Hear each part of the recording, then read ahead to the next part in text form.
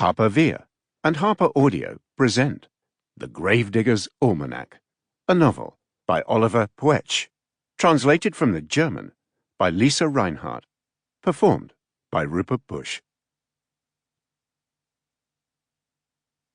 For my great-grandfather, Max Quiesel, 1861 to 1924, whose grave lies somewhere in Sao Pedro, Brazil, and who was a young doctor at the time of this novel, I thought of him many times as I wrote.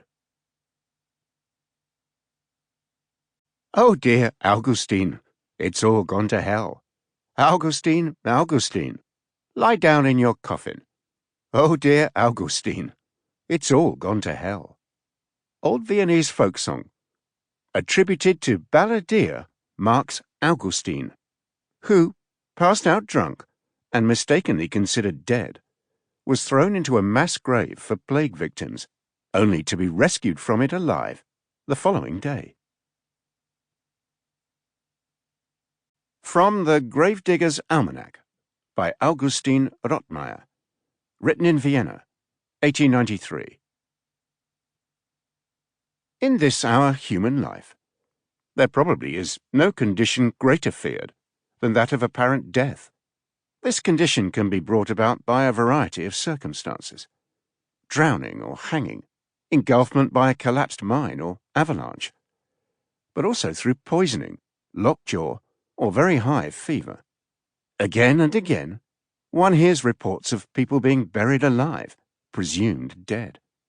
The reports speak of knocking from inside the coffin, of desperate cries across the cemetery. Some of those buried thus were later exhumed, and they were found in strange positions, as if they tried with all their might to free themselves before their death. To ascertain whether a person is truly dead, it is recommended to stimulate the soles of the feet by piercing them, to apply a glowing brand, or to pour boiling water over the supposed dead until blisters form on the skin. If in doubt, a thrust with a heart stiletto can provide peace of mind, as is recommended and applied by many physicians. This method can prevent unimaginable suffering. The length of time that a person can survive inside a coffin is determined by the ratio of coffin volume to lung capacity. The expectation is between 40 minutes and an hour at most. I have never come across such a case myself, bar one exception, but that was undoubtedly one of the strangest cases of my entire career. Prologue. The man in the coffin opened his eyes and listened to his own funeral. Muffled fragments of speech reached the depths of his grave, interspersed with the mournful weeping of a woman. He believed he knew who the woman was, and his heart filled with longing. Contrary to his expectations, the air inside the coffin wasn't too stale. The new spruce wood smelled pleasantly of resin, and a little fresh air seeped in through the gaps where the lid had been nailed shut.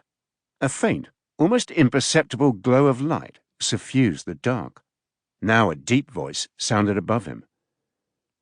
The man inside the coffin was unable to make out the exact particulars of the speech, but he felt certain that it was a befitting one, illustrating to people what a worthy person he'd been. Why hadn't they spoken of him thus when he was still alive? But what was he thinking? He was still alive. He had a nasty headache. His skull felt like it had been dipped in a jar of linseed oil. But yes, he was still alive. Tentatively, he wriggled his fingers and toes, then flexed his right foot, followed by the left, and finally his arms.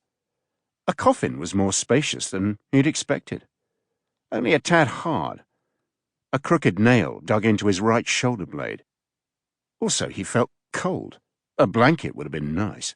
The woman above gave another wail, and this time it was accompanied by a monotonous guttural chorus, made by many voices at once.